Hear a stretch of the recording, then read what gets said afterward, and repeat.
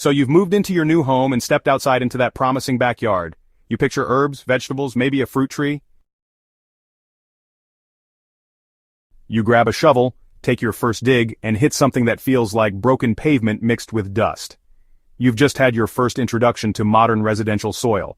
And if you're like most homeowners, your dream garden is about to meet its first major obstacle.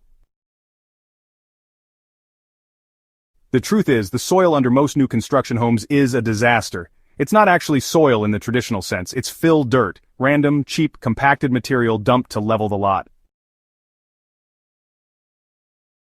The nutrient-rich topsoil that originally covered your property, that was stripped away and sold before construction even started. What's left behind is compacted subsoil, construction debris, broken concrete chemical residue, and often a pH disaster waiting to ruin your crops. This isn't a little problem. It's why thousands of homeowners spend thousands of dollars on quick fixes that fail, when all they really needed was the right approach. Step 1. Become a soil detective. Before you lift a finger to improve anything, you need to figure out what you're dealing with. Skip this step, and you're just guessing. Start by digging several 18-inch deep holes throughout your yard. What you'll likely see are distinct layers of color, texture, and debris. Real builder's soil often includes clay so dense your shovel will bounce back at you. Some holes may contain crushed rock, plastic, or even construction waste. Take photos. You're building a reference file that'll guide your entire strategy. Next, test drainage. Fill each hole with water and see how long it takes to drain. If it sits for more than 24 hours, you've got a serious compaction problem. If it drains in under an hour, you've likely got sandy, lifeless soil that won't hold nutrients or moisture. Now it's time to check for life. Dig a cubic foot of soil and count the earthworms. In healthy soil, you should find at least 10. If you're finding none, you're looking at a dead biological system. No life below the surface means no future above it. Lastly, do the mason jar test. Scoop in a bit of soil, fill the jar with water, shake vigorously, and let it settle overnight.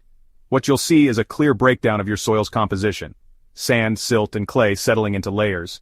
This helps you understand texture and how your soil holds water and nutrients. Step 2. Break the compaction. Your first priority is physical recovery. Rototillers won't help here. They just churn the top few inches and create a hardpan layer underneath that worsens drainage. You need a broad fork. It lifts and fractures deep soil layers without destroying the structure. It's one of the best tools you can rent for under $50. Work methodically across your yard, especially in planting areas, to open up the soil and start creating pathways for air, water, and roots. Step 3. Activate the biology. With the soil loosened, now you can bring it back to life. Skip the overpriced bagged compost. Instead, create a mixture I call soil sauce. Mix 1 part aged manure, 1 part leaf mold, and 1 part homemade or store-bought kitchen compost.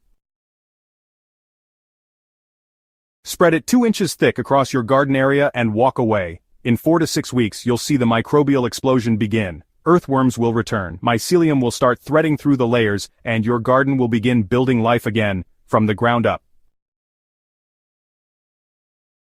Step 4. Layer to build. You don't need to import topsoil to grow amazing food.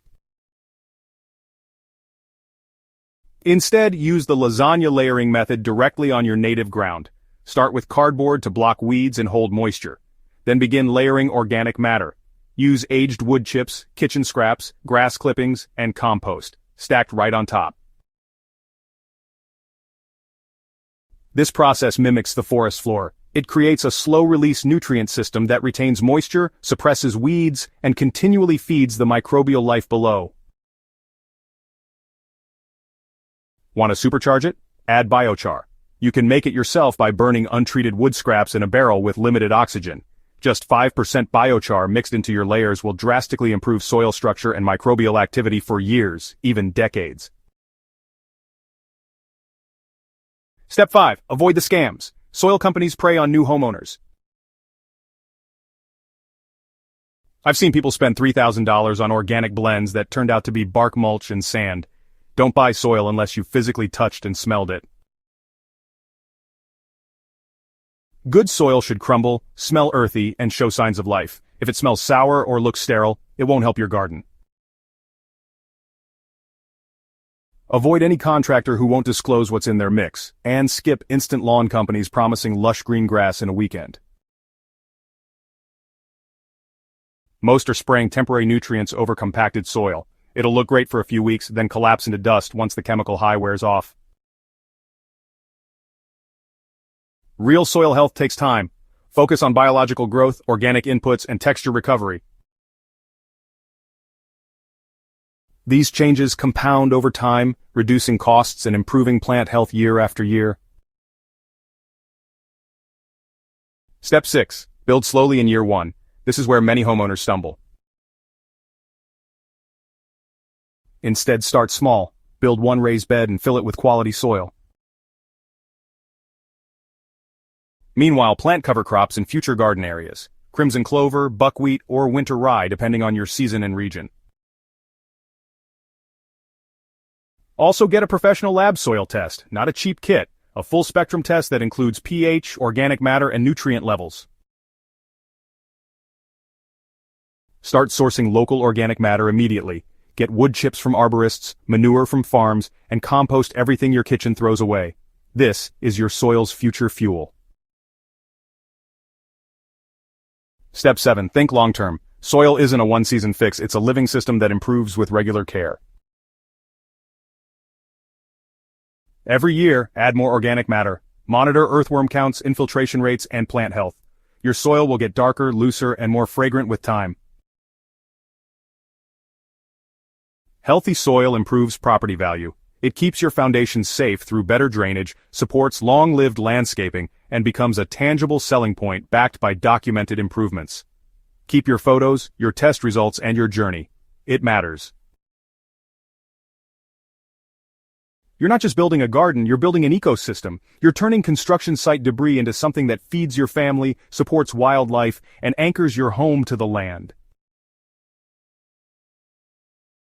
So, if your dream garden turned into a dirt-fueled nightmare, don't panic. Dig in, test, layer, feed, let nature do its work. With time and the right plan, your worst backyard mess can become your greatest garden success.